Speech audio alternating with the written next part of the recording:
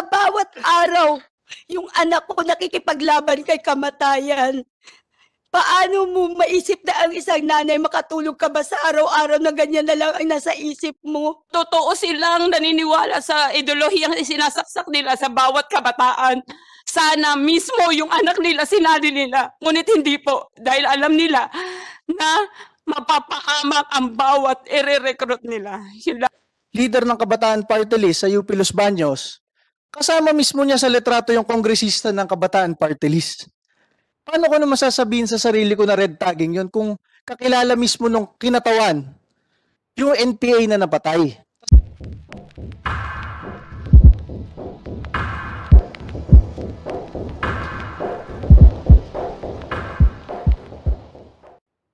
Thank you, Your Honor.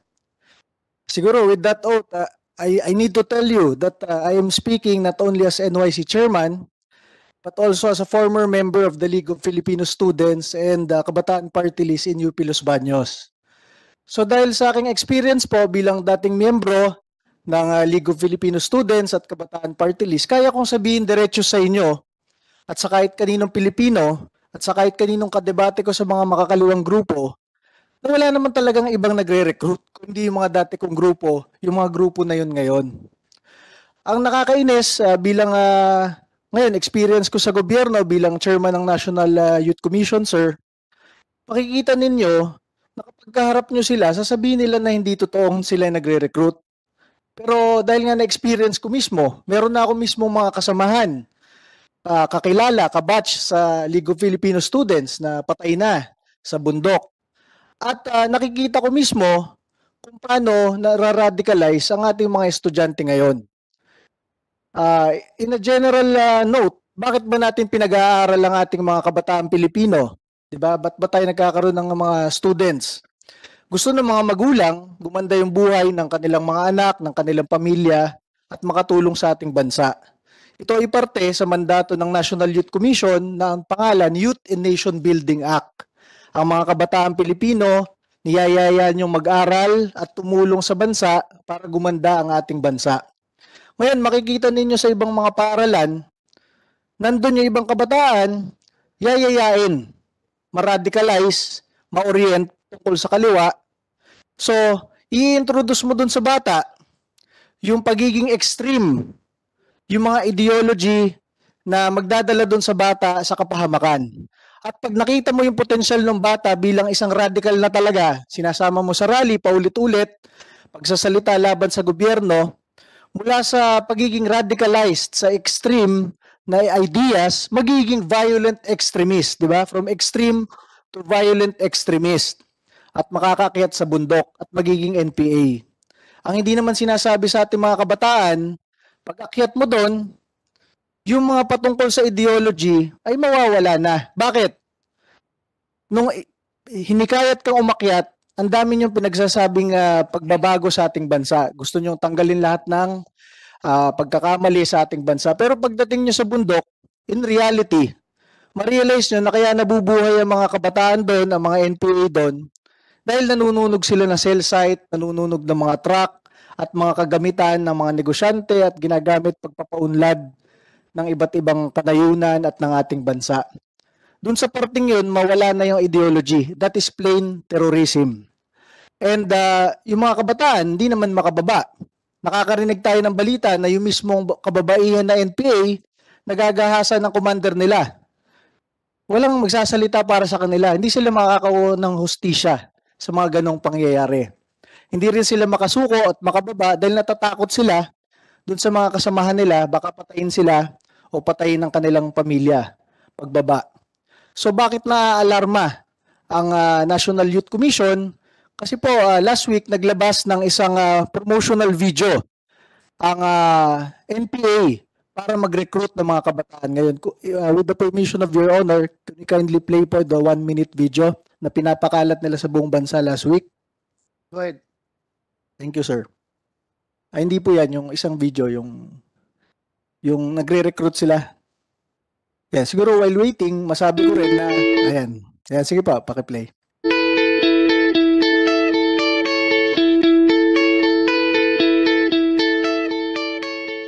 Tara na. Nakalirita ko na siya. 18 taon pataas ka na ba? Gusto mo bang baguhin ang iyong kalagayan? Handa ka bang maglingkod sa bayan? Handa ka bang lumaban at lumahok sa digmang bayan? Sino mang hindi bababa sa 18 taong gulang, may malusog na pangatawan at pag-isip, anumang nasyonalidad, lipi, kasarian o relihiyon, handang lumahok sa demokratikong revolusyon bayan laban sa nagaharing reaksyon, ay maaaring maging kasapi at mandirigma ng bagong hukbong bayan. Tara! Tara! Sapi na sa NPA.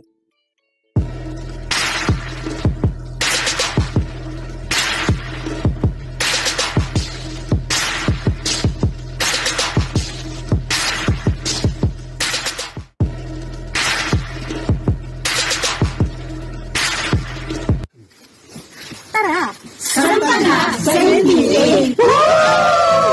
Mandirigma ng bagong hukbong bayan, sandata ng himagsikan. So, Your Honor, yun, isang video na kumakalat last week lang. Kaya kami naalarma sa NYC at tulungan dito sa inyong opisina at sa ating mga kasama ngayon dito. Talagang tinatarget ng NPA ngayon yung recruitment ng mga kabataan. Ginagawa pa nilang very trendy, di ba? Nagjo-joke-joke pa kayo kunwari sa bundok patungkol sa recruitment para makuha nyo yung trend sa kabataang Pilipino. Ang masabi ko dyan, talagang kailangan labanan ng gobyerno yung ganyan. Hindi nagiging pag-asa ng bayan ang ating mga kabataan kung ilalayo mo doon sa batas ng Youth and Nation Building. Yung dinadala mo yung mga kabataan para tumulong sa bansa. At pag hindi tayo nagsalita ngayon, hindi tayo nanindigan, nagpakita lang tayo ng wala tayong pakialam sa mga ganitong klaseng video at recruitment, ipinapasa natin sa susunod na henerasyon ng mga Pilipino etong recruitment na ito. Baka ma-recruit sila nang hindi nila alam na yan na pala ang haki ng kanilang buhay. Isang masabi ko bilang NYC chairman, ang mga kabataan Pilipino at ang mga kabataan in general sa buong mundo, very idealistic lahat. Gustong baguhin ang buhay, gustong baguhin ng pamilya, gustong baguhin ng bansa. Kaya kapag pumasok ka sa college o sa university, minsan malayo ka sa iyong magulang, minsan ma-orient ka ng mga makakaliwa na nagyayaya na baguhin natin ang bansa. Okay naman yon, di ba? In a very idealistic way. Pero when they are introducing modules and orientations na very extreme na ang sinasabi na kailangan paglingkuran ng sambayanan, serve the people by going to the mountains and overthrowing the government and killing our government troops, dun yun na mapapansin na yung extreme ideology dinadala ka sa pagiging violent extremist, di ba? Ang in general naman, ang masasabi natin dyan kapag tayo nakikipag-debate dun sa ibang mga leader ng mga makakaliwa, ang mga kabataan, hindi nila napaglilingkuran ang sambayanan by joining the NPA. Dahil ang sambayanang Pilipino ang nagtayo sa gobyerno, ang sambayanang Pilipino ang sumusuporta sa ating mga tropa ng gobyerno, at pag dinala mo ang mga kabataan sa bundok para pumatay ng mga tropa ng gobyerno, pumatay ng kapwa Pilipino, mangikil sa kapwa Pilipino, at kayong pabaksakin ng gobyerno, hindi mo pinaglilingkuran ang sambayanan. That is part of the extremist ideology na gusto nating tutulan. Baka kasi pag hindi tayo nagsalita, yun yung maging tradisyon sa ibang universidad na kapag ikaw gusto mo maglingkod sa sambayanan, kailangan mo labanan ng gobyerno. That is wrong. Kailangan magsalita. Ang National Youth Commission, Department of Education, Commission on Higher Education, ating mga kaalyado sa gobyerno at ang sambayanang Pilipino na gusto nyo ba ang inyong anak, apo, pamangkin at kapwa kabataan na tsinatsagaan yung palakihin ng ayos, hindi masugatan, hindi mapariwara ng ilang taon mula pinanganak ninyo hanggang maging koleyo, hayaan nyo bang ma-recruit nitong mga to madala sa bundok at ninyo na makita tuwing Pasko at birthday nila dahil lamang nagkulang tayo sa ganitong proceedings na ipakita na mali ang klase ng recruitment na ito sa hanay ng mga kabataan Pilipino. Your Honor, lastly, may ipakita lang po akong video patungkol doon sa ibang nangyari sa mga NPA na kabataan na na-recruit. Sige po, pakiplay po. But before you do that, I just would like to remind the PNP. DM ka, di ba? Nakita niyo yung video kanina? You direct your anti-cybercrime group. I-trace yung pinaka-origin nitong video na ito because this is punishable under Section 10 of the Anti-Terrorism Act. Yung recruitment, particularly yung pagpalabas ng mga video na nagre-recruit, nasa Anti-Terrorism Act yan. You direct your anti-cybercrime. Will do so. Matrace yan nila, yung pinaka-origin nito para makasuhan natin. At yung mga nag-share nitong in the spirit of recruitment na sinishare yung video na yan, Will do, sir. makasuhan natin. Yeah. Thank you. Please continue.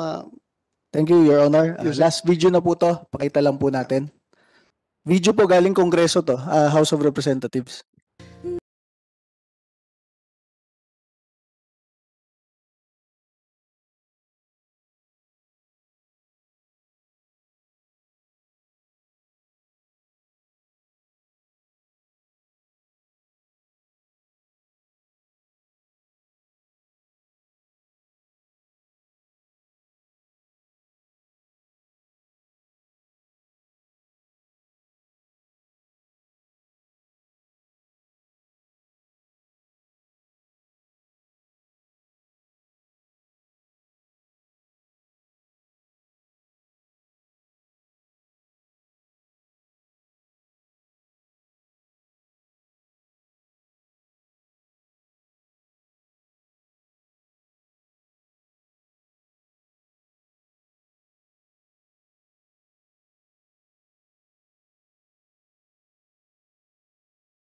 Pagtulog na labis ang himbing, ang bantay ko'y tala, ang tanod ko'y bituin. Sa piling ni nanay, langit ay buhay. Puso kong may dusa, sabik sa ukoy ng duyan. Nais kong matulog sa dating duyan ko, inay. Yun, in closing po, sa aking experience sa National Youth Commission sa halos kalahating dekada, ako yung naiinis, minsan pupunta ako sa House of Representatives, sasabihin na wag magsalita patungkol sa red tagging. Pero doon sa letratong yon, hindi ko naman ginawa yung letratong yon. Na yung napatay na NPA sa Laguna, leader ng Kabataan Party List sa UP Los Baños, kasama mismo niya sa letrato yung kongresista ng Kabataan Party List. Paano ko naman sasabihin sa sarili ko na red tagging yon kung kakilala mismo nung kinatawan yung NPA na napatay? Kasama mismo niya. Katabi mismo niya sa mga rally sa Laguna. Yung isa pa, paano masasabi nung dating kongresista ng Bayan Muna na wag silang i-red tag, wag silang i-attach sa NPA? Tapos ang kakalabasan, yung youngest daughter mo pala, yung anak mong babae, NPA, napatay as NPA during your term as congresswoman ng Bayan Muna. Paano mo ipapamuka sa AFP, sa PNP, sa sambayan ng Pilipino na hindi totoo yung mga letrato, mga facts na yon? Yun yung nakakainis dahil bilang miyembro ng National Youth Commission, kailangan namin ipatupad yung Youth and Nation Building Act, dalhin lahat ng inyong mga anak, apo, pamangkin, lahat ng mag-aaral, punta sa pagpapalakas ng ating bansa, suporta sa gobyerno, tutulungan para mapalakas ang ating institusyon, ang ating gobyerno. Tapos, minsan ang kalaban mo mismo sa debate, magtatanggal ng budget sa'yo mismo sa House of Representatives, mismo mga kongresista, nakita naman sa letrato, kahit hindi ko na i-explain sa inyo, related sa CPP-NPA. Lastly, hindi ko isinasabi ito bilang miyembro ng gobyerno. Sinasabi ko ito sa inyo lahat bilang dating miyembro ng League of Filipino Students at Kabataan Party List sa UP. Na wala naman talagang ibang nagre-recruit kundi ang aming mga kaalyadong grupo. At ang masabi ko sa inyo, kailangan na nating wakasan ito ngayong panahon na ito. Humina na yung New People's Army. Ang nilalakasan nila ngayon ay ang recruitment nila sa hanay ng mga mag-aaral at ng mga kabataan to replenish their ranks now. Yung lahat ng naging gains ng ating gobyerno, ng ating lipunan sa pagpapabaksak sa NPA from 89 guerrilla fronts 5 years ago to 13 guerrilla fronts na lang ngayong panahon na to, mawawala lahat yung gains na yan ng ating lipunan kung hahayaan lang natin mag-recruit sila ng mga bagong miyembro. At tayo, magre-react lang tayo pag ang na-recruit na pala ay ating anak, apo, mangkin at kakilala. Bilang isang society, bilang isang law-abiding society, kailangan ngayon sa tulong ng ating mga institusyon ng gobyerno, ating senador, ating senado, ating AFP, PNP at mga kaalyado, kailangan nating tulungan, wakasan ang recruitment sa hanay ng kabataan para hindi na maipasa ang problemang ito sa susunod na henerasyon ng mga Pilipino. Nandito po ang mga susunod na magsasalita, mga mismong dating NPA na mismong kaalyado, mismong membro nitong mga youth organizations na ito, ma-explain po nila ng ayos. Ang masabi ko lang, bakit kapag merong namamatay sa fraternity, every year o every other year, nagkakagulo ang buong bansa at ang ating gobyerno patungkol sa anti-hazing law? Nasa ng listahan ng mga opisyal ng fraternity na yan. Sila ba ay pinatawag ng school administrator? Mas rampant yung patayan sa NPA at recruitment sa kabataan Pilipino Ba't hindi panagutin yung mga kolehiyo at universidad na inaalaw ang recruitment sa kanilang paaralan? Diba? Hindi pwedeng sabihin na academic freedom.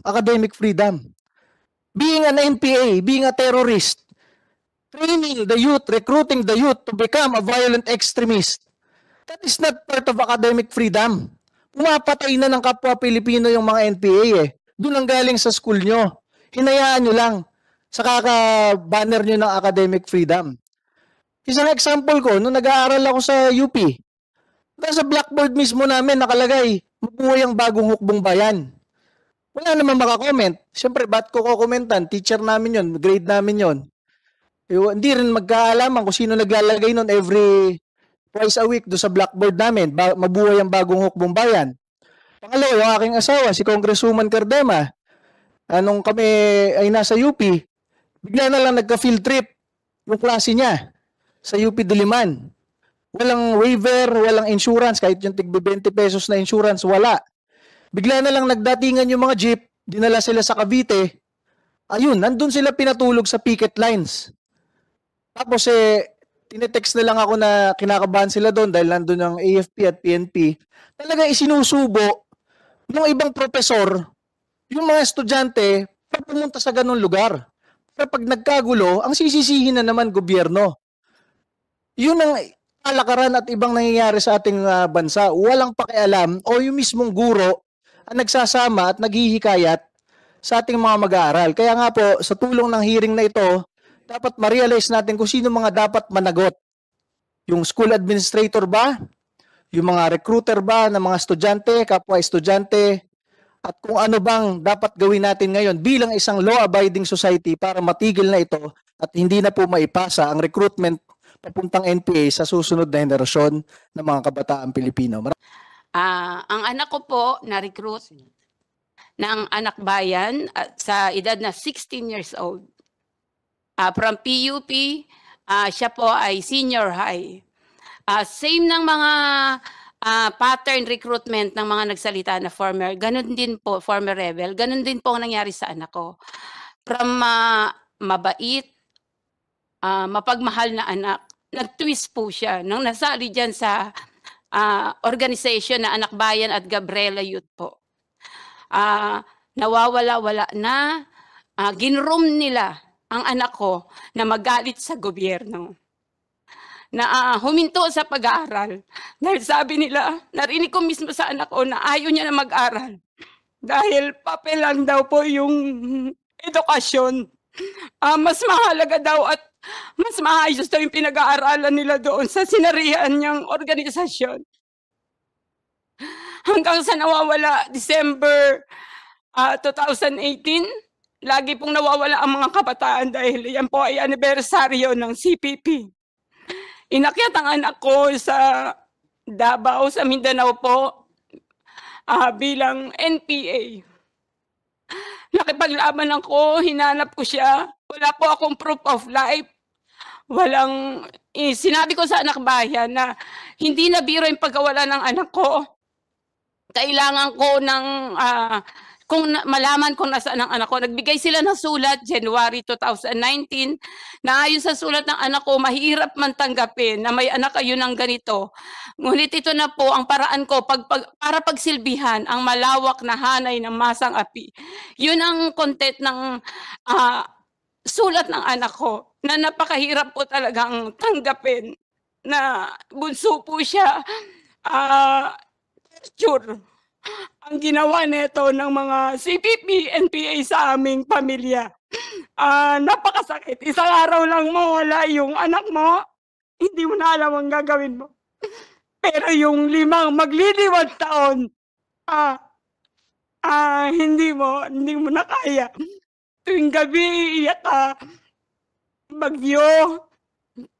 May sakuna man na mangyari sa atin, COVID. Alalahanin mo yung anak mo, yung worst na nangyayari. Kung ano ba yung nangyayari sa anak mo. Walang proof of life. Nakakakain ba? Through NTFL-CAC, may sumusuko. Nag-aamot kami na baka kilali anak ko dahil sa SMR, yan sila Arian, sila alam nila na nakasawa nila yung anak ko. May sumuko sa Tagum, 13, na ikwento. Halos madurog na daw yung paa ng anak ko sa sugat dahil sa, di ba nakabota sila sa mga mining area na walang makain, payat, napakasakit yon. Ganito yung ginagawa sa bawat nire-recruit ng mga organisasyon na to, na gusto ko na malaman nyo na karamihan sa inyo siguro numero lang yung nare-recruit ng mga bata. Ngunit anak po namin yun, buhay yun, may kinabukasan na nasira, pamilya na nawasak sa amin. Ito kami, buhay kami. Lahat ay napakasakit. Yan kaya lumalabas kami, mahirap pa nito. Sa hands-off, ina-awareness po namin kung paano na-recruit ang anak namin. Ang mga pattern po na yan ay binibigay namin sa mga eskwelahan din. Dahil ayaw na po namin na may iiyak ba sa harapan ninyo na magulang at ayaw namin na may mag-aya sa anak namin. Kaya gusto namin panagutin lahat ang nang-recruit sa amin at sa mga naniniwala sa mga palyadong ideolohiya na sinasaksak nila sa bawat kabataan, na managot sila sa nangyari sa amin, malagot sila sa pamilya namin na napakasakit. Yung sakit po, walang salita na makakapantay, makakadescribe sa nararamdaman namin ngayon.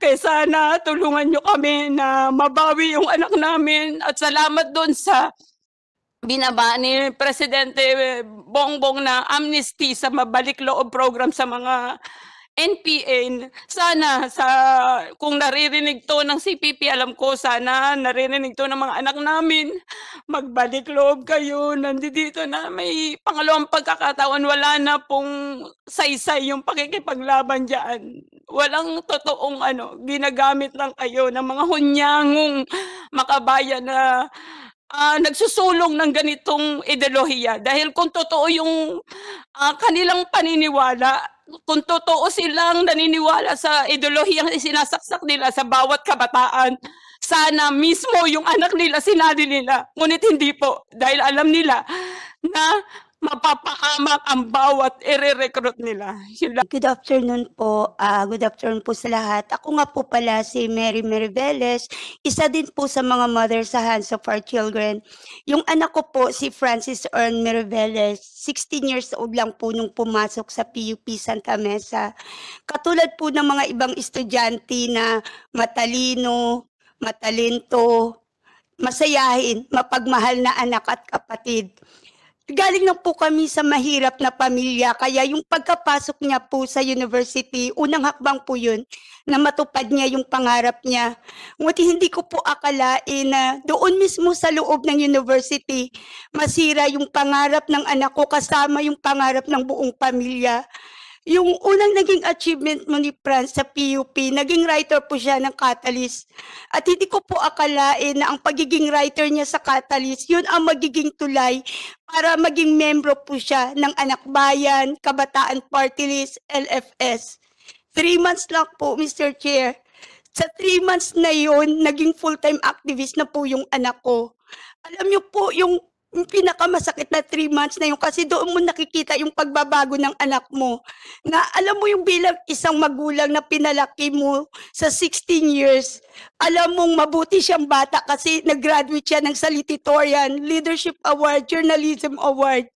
Hindi mo akalain na may mga ganun na demonyo sa loob ng universidad na paikutin yung utak ng anak mo na ibahin na kayang talikuran ang pangarap, kayang talikuran yung sariling pamilya. Mula nung pumasok po siya sa mga organisasyon na yun, nag-iba na po ang buhay ng pamilya namin. Minsan hindi siya namin makikita 3 months, 6 months, 9 months. Umaabot po minsan 1 taon. 4 years po. Akala ko full-time activist lang yung anak ko. Ano ba nangyari sa kanya sa 4 years na yun? Makikita mo po dinadala sa iba't ibang rally. Masakit po bilang isang ina. Pag nakita mo po yung anak mo sa TV nakikipagbalyahan sa pulis, binubomba ng bumbero. Isipin niyo yung naramdaman ko pag nakita ko yung anak sa TV na masaktan pero wala kang magawa. Saan pa po ba? Dinala sa Pandi, Bulacan para mangagaw ng bahay. Hacienda Luisita para sa mamamayang api. During election po, 2016, ginapit po ng Kabataan Party List ni Nery Colmenares para po sa kanila ng mga political rallies nila, mga propaganda nila dyan, na magkabit ng mga propaganda nila. Ang masakit po sa isang magulang, yung 16 years old mo na anak, ginapin na yung bata na dinala mo sa universidad para makatapos ng pag-aaral, dinala nila sa bundok para maging NPA. Ang sakit po yung kasi, alam po natin sa kabundukan, hindi namimili ang bala. Sa bawat araw, yung anak ko nakikipaglaban kay kamatayan. Paano mo maisip na ang isang nanay makatulog ka ba sa araw-araw na ganyan na lang ang nasa isip mo? Alam niyo po, dahil sa Hands of Our Children, nagkaroon po ako ng pagkakataon na makausap yung mga former rebel po na nakasama ng anak ko. Pero sa bawat kwento ng hirap sa bundok, sa bawat kwento na sabihin, tumalon sa ilog yung anak mo, may dalang laptop, may dalang baril. Sa bawat sabihin, kumakain ng tira-tira yung anak mo, para po yung kutsilyo na sumasaksak sa dibdib ko. Alam mo yung tinitiis mo ang lahat ng sakit na iniisip mo. May gabi ba na tinatawag ako ng anak ko na nanghihingi ng tulong pero wala akong magawa. Ang mas masakit pa po doon kasi last August 2021 po, his father passed away without knowing kung buhay siya o nasaan siya. Yung last statement ng father niya sa akin laban. Habang nire-revive yung asawa ko sa harap ko, ang sinisigaw ko, lumaban ka kasi hindi pa natin nakita yung anak mo. Hahanapin pa natin si Francis. But we lost his father. Ang sakit po doon kasi pandemic po yun. Yung 2 ko pong anak at ako, walang makalapit sa amin. 3 lang kami. Alam mo yung hindi mo alam kung ano ba ang dapat mo kalungkutan yung nawawala yung anak mo o nawala yung haligi ng tahanan namin. Hindi ko po alam kung alam ni Franz na namatay na yung father niya. Yung last nakita ko po kay Franz, 2020 pa po ng February. Yun po yung time na nakita ko yung video na sabi ko sa kanya, "Nak, i-clear natin yung pangalan mo." Sabi niya, ang sagot niya sa akin, "Ma, sa organisasyon namin may sarili kaming abogado." Hindi ko akalain yung time na yun po yung huling yakap at halik ko sa anak ko. Kasi kung alam ko lang po na yun na ang huling yakap at halik na makita ko yung anak ko, hindi po ako bumitaw. Alam niyo yung pagsisisi sa puso ng isang ina na sana hindi ko binitiwan yung kamay ng anak ko. Ngayon po, magpo 4 years na uli, wala akong proof of life. Wala pa akong alam kung nasaan ang anak ko. Ang masakit po, ito po yung hirap, sakit, yung lungkot na sobrang hindi mo malaman kung saan ang galing, na ayaw namin iparana sa mga ibang pamilya. Yung naranasan ng anak namin, ayaw namin maranasan ng ibang kabataan. Kaya nandito po kami nanghihingi ng tulong sa inyo. Tulungan niyo po kaming maibalik sa amin ang anak namin. Kaya po, nagpapasalamat kami sa amnesty na binigay ni Presidente kasi ito ang magiging daan po para mapasuko yung anak namin na makita nila na mabuti yung gobyerno at ito yung paraan para makita namin yung anak namin. Kaya sana kung narinig ako ng anak ko na hindi ako susuko. Hanggat buhay ako, ilalaban ko yung buhay mo. Ilalaban ko yung pagmamahal ko sa'yo. Kaya lagi kong pinapangako sa'yo, ako yung huling tatayo sa tabi mo para iabot yung kamay ko. Para magbago ka. Nandito na ako lagi. Maraming salamat po. Thank you.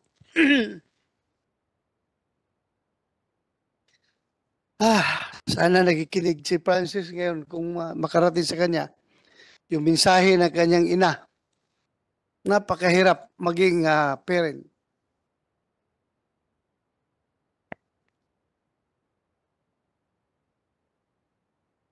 Demonyo talaga yung mga recruiter na yan. Talagang demonyo. Except, hindi kasama itong mga nagbagong buhay na. Nagbagong buhay na kayo eh. So sabi ni Lord, kapag kayo ay pinagsisihan niyo yung ginawa ninyo, kayo rin ay pupunta sa langit.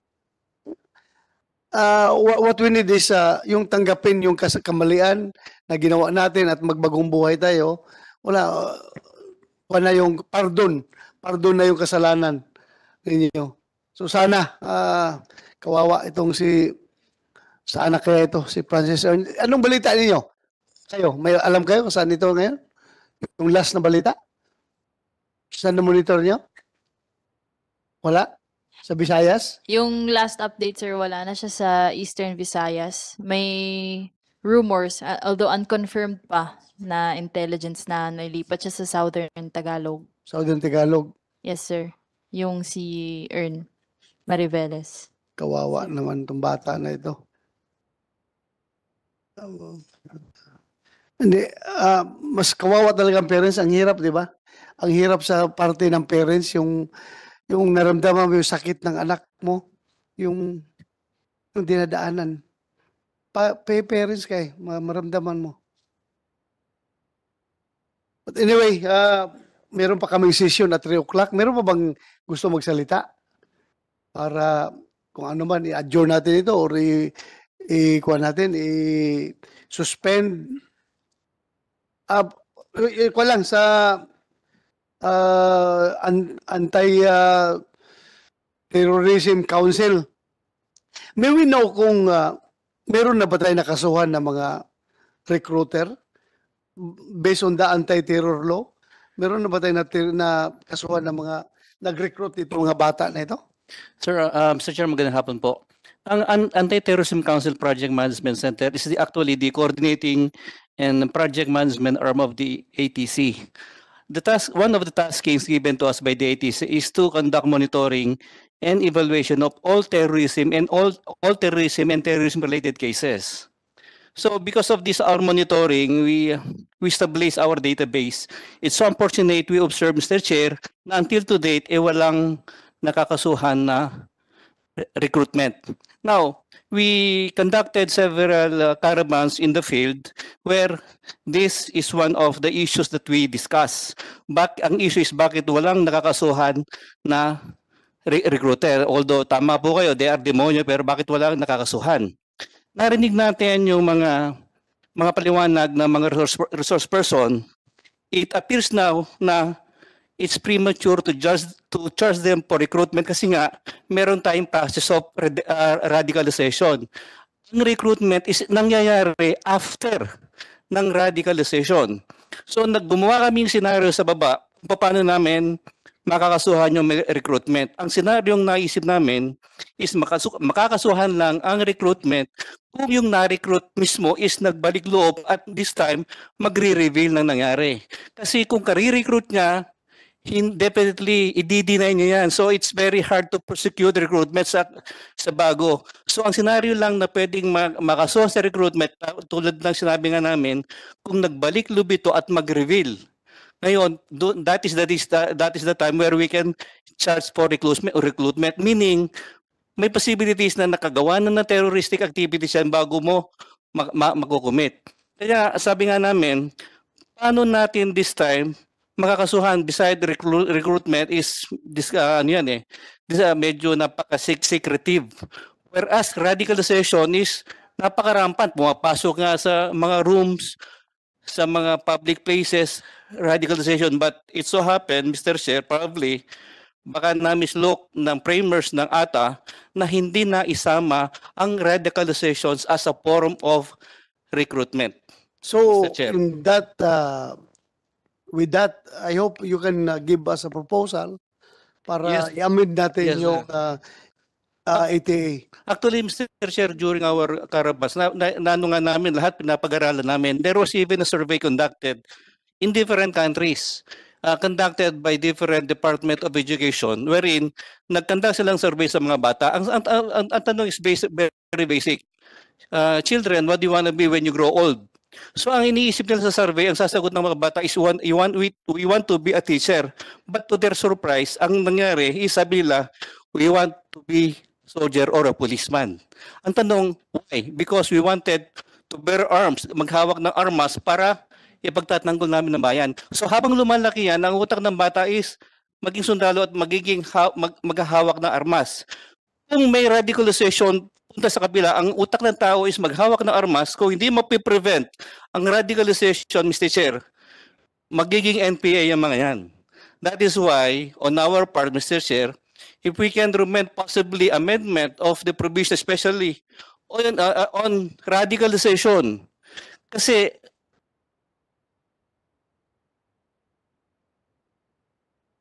wants to bear arms.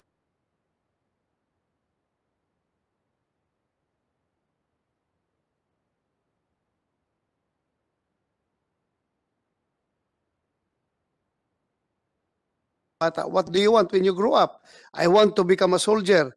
Tapos growing up, napunta siya sa side ng radicalization, napunta siya sa kaliwa at nagiging NPA. Ang solusyon ni Senator Tolentino dyan is ROTCization. Growing up, nakuha siya ng program, ROTC program. Nakuha siya. So pumunta din siya dito sa side ng gobyerno. Yung kanyang want to bear arms. So napunta siya sa armed forces. So yan ang isang solusyon ngayon ni Senator Tolentino. ROTCization. Dapat ma-ROTC itong mga bata na ito para mapunta dito sa tamang landas na gusto natin. So going back to your problem na hindi natin na-apply yung kasi very vague yung recruitment, no? Dahil magaling talaga itong mga kaliwa sa kanilang ginagawa, di ba? So kailangan talagang i-amin natin yung batas. Idagdag natin yung term na radicalization. So please, gawa kayo from ETC, gawa kayo ng proposal para madagdag natin ito. We'll do that, Mr. Chair. Thank you, sir. Thank you very much. Yes, ADG Ordonia. Yes, sir.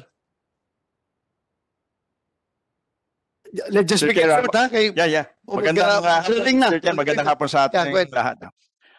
Your Honor, in behalf of the Director General of the National Intelligence Coordinating Agency, General Ricardo F. De Leon, may I convey the agency's utmost support and cooperation with your initiative to further enhance the laws and policies for the protection of our children from recruitment by the communist terrorist group.